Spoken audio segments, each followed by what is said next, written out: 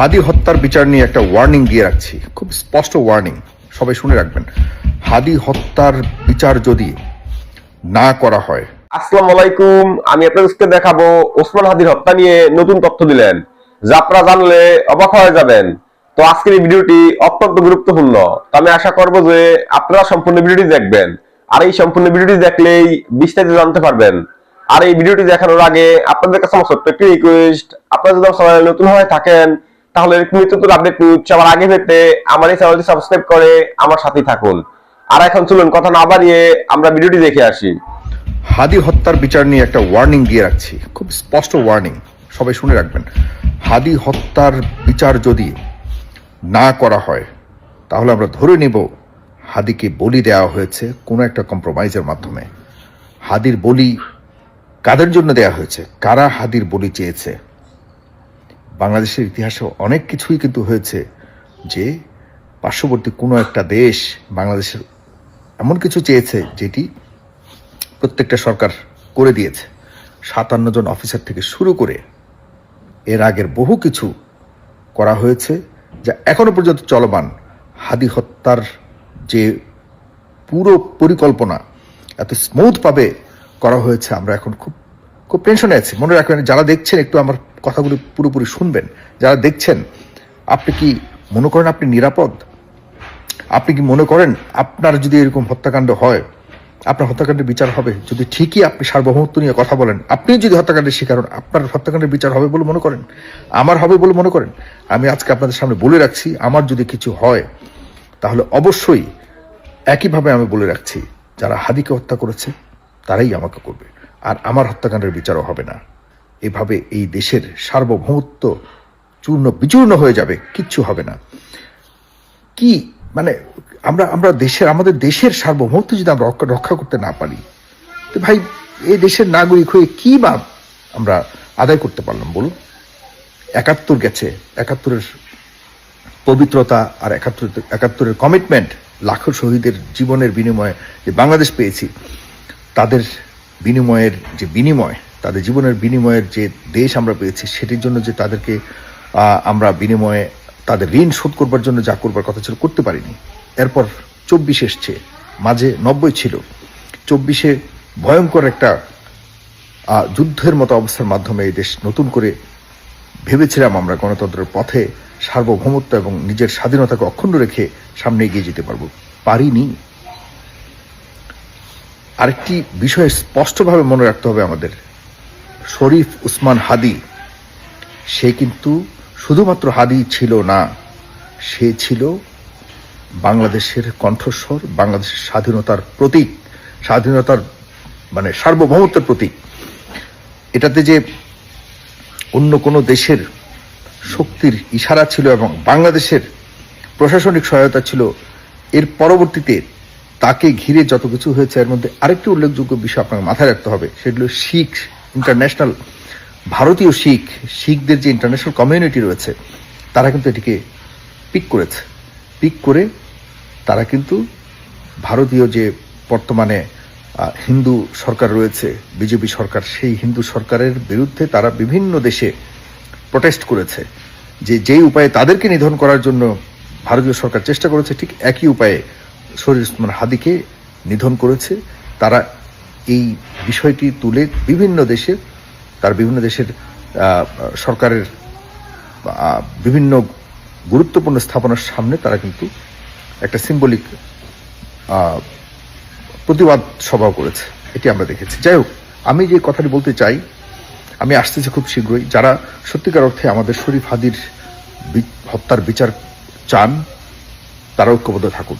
আরেকটি বিষয়ও খুব ক্লিয়ারলি আপনাদেরকে জানান দিচ্ছি, অবগত করছি, হাদি হত্যার বিচার চাওয়ার সাথে আগামী জাতীয় সংসদ নির্বাচন বানচালের কোনো ধরনের সম্পর্ক নাই। যারা এটিকে মিলাতে চাইবেন, বরং আমরা মনে করি যে তারাও আমাদের দেশের সার্বভৌমত্বের বড় শত্রু, এবং তারাও, আমরা মনে করি যে যারা আমাদের সার্বভৌমত্বকে ধ্বংস করবার জন্য চেষ্টা করছে, তারাও তাদের সাথে সামিল। আমরা মনে করি যে হাদি হত্যার বিচার কাজ শুধুমাত্র হাদি হত্যাকারীদের দেশের বাইরে রেখে তাদেরকে ফাঁসির রায় শুনিয়ে আমাদেরকে সন্তুষ্ট করবেন, এরকম কোনো সিম্বলিক বিচার আমরা চাই না। অনেক প্রতীকী বিচার হয়েছে বাংলাদেশে। আমরা সার্বভৌমত্বের প্রশ্নে যারাই জীবন দেবে তারা আমাদের দেশের জাতীয় সম্পদ, সুতরাং তাদের বিচার যদি করতে না পারি আমরা হেরে যাব, ৭১ হেরে যাবে, বাংলাদেশের ১৮ কোটি মানুষ হেরে যাবে, ২৪ হেরে যাবে। এই কথাগুলো মনে রাখবেন। আর শুধুমাত্র রাজনৈতিক মুনাফার জন্য, রাজনৈতিক বেনিফিটের জন্য রাজনৈতিক দলগুলো হাদি হত্যাকাণ্ডকে পর্যন্ত ভুলে যেতে চাচ্ছে, আর এটার জন্য প্রয়োজনে যে কোনো কম্প্রোমাইজ করতে তারা করতে পারে। আমি অবাক হব না। শুধু সাধারণ মানুষ, প্রত্যেকটা দল থেকে যে যার দল করুন, যে কোনো আদর্শে আপনারা রাজনীতি করুন, কোনো সমস্যা নেই, কিন্তু আমরা সার্বভৌমত্বের প্রশ্নে ঐক্যবদ্ধ, একতাবদ্ধ। আর হাদি কোনো ধরনের ইনকিলাব মঞ্চেরও আমি মনে করি যে এখন কেউ নয়। হাদিকে মারা হয়েছে বাংলাদেশের সার্বভৌমত্বকে ধ্বংস করবার জন্য, এটা হলো মূল বিষয়। আর আমরা বাংলাদেশি হিসেবে আমরা এটা সর্বোচ্চ জায়গায় যেতে চাই। এখানে দল মত নির্বিশেষে প্রত্যেকটি দল থেকে আপনারা যারা মনে করেন যে হাদির প্রশ্নে এক হতে চান তারা অবশ্যই ঐক্যবদ্ধ থাকুন। এটার জন্য কোনো মঞ্চের অধীনে থাকতে হবে ব্যাপারটা তা নয়। আমরা আমাদের হাদির হত্যার বিচার চাই এমন একটি মঞ্চের মধ্যেই সবাই এক ডাকে ঐক্যবদ্ধ থাকতে হবে। এটির জন্য কোনোভাবেই আগামী জাতীয় সংসদ নির্বাচনের কোনো হ্যাম্পার হবে না, এদিকে আমরা মেকশিওর করতে চাই। এবং আমি মনে করি যে হাদি হত্যার বিচার যদি হয়, আমাদের দেশের সরকার ব্যবস্থা, সার্বভৌমত্ব, আমাদের দেশে বিচার ব্যবস্থা সব কিছুর একটা ফল আমরা দেখতে পাবো এবং আমরা বুঝতে পারবো আমরা কোথায় আছি। শেখ হাসিনার পতনের মাধ্যমে আমরা সবকিছু ফিরে পেয়েছি, এটি বলার কোনো সুযোগ নাই। এখন পর্যন্ত কোনো অর্জন আমাদের নাই। শেখ হাসিনা শুধু দেশ থেকে গেছে, সে গেলেও এখনো পর্যন্ত সে সর্বত্র রয়ে গেছে।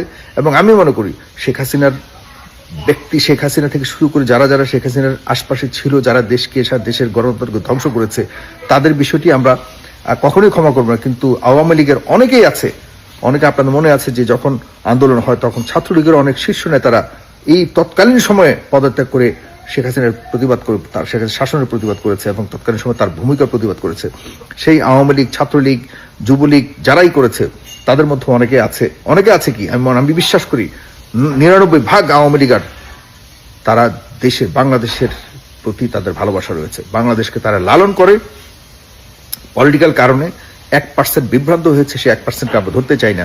তাদের মধ্য থেকে যদি কেউ সার্বভৌমত্ব রক্ষার জন্য, যে কোনো লড়াইয়ে সামিল হওয়ার জন্য হাদি হত্যার বিচারে সামিল হয়ে সেটিকে জানান দিতে চায়, আমরা মনে করি তারাও ওয়েলকাম এবং তারা অবশ্যই আসবে।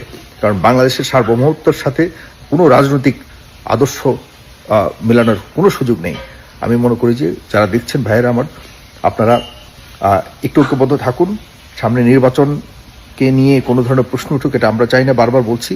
আর সব ধরনের ষড়যন্ত্রকে পাশ কাটিয়ে আমরা হাদি হত্যার বিচার অবশ্যই হত্যাকারীদের বাংলাদেশে এনে বিচার করতে হবে। এর জন্য সরকার যাবতীয় যত কিছু প্রয়োজন তা করতে হবে। এই জায়গায় সরকারকে একটা কমিটমেন্টে আনতে হবে এবং খুব দ্রুত।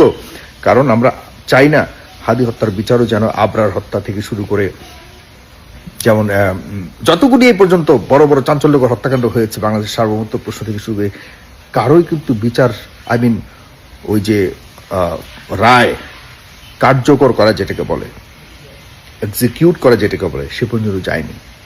আমাদেরকে বারবার ধোঁকা দেওয়া হচ্ছে, আর আমরা ধোঁকা খেতে চাই না, আর কোনোভাবেই না। হাদি হত্যার বিচার যদি না হয়, বারবার বললাম, বাংলাদেশ হেরে যাবে। আপনি হারবেন, আমরা হারবো, বাংলাদেশের স্বাধীনতা হারবে, বাংলাদেশের সকল যত অর্জন আছে এই পর্যন্ত সবকিছু হারবে। ডক্টর মোহাম্মদ ইউনূস তো অবশ্যই হেরে গেছে। আর মাত্র 28 দিন। ডক্টর মোহাম্মদ ইউনূস, আপনি কতটা শক্তিশালী, আপনার সরকার তো, ক্যাবিনেট তো যাচ্ছে তাই, কিন্তু আপনার উপর নির্ভর করে এদেশের মানুষ, 18 কোটি মানুষ এখনো পর্যন্ত ঐক্যবদ্ধ ছিল। আপনি হাদিকে, আপনার অধীনে হাদিকে, আমরা যে হাদি চিল্লিয়ে চিল্লিয়ে আমাদের দেশের কথা বলতো, এই ছেলেটাকে আমরা হারিয়েছি। বিশ্বাস হচ্ছে না হাদি আমাদের মাঝে নেই। বিশ্বাস করুন, মনে হচ্ছে এই বুঝি হাদির কথা শুনতে পাবো। আমরা হাদিকে হারিয়ে ফেলেছি। এখন পর্যন্ত হাদির হত্যাকারীকে আমরা ধরতে পারিনি।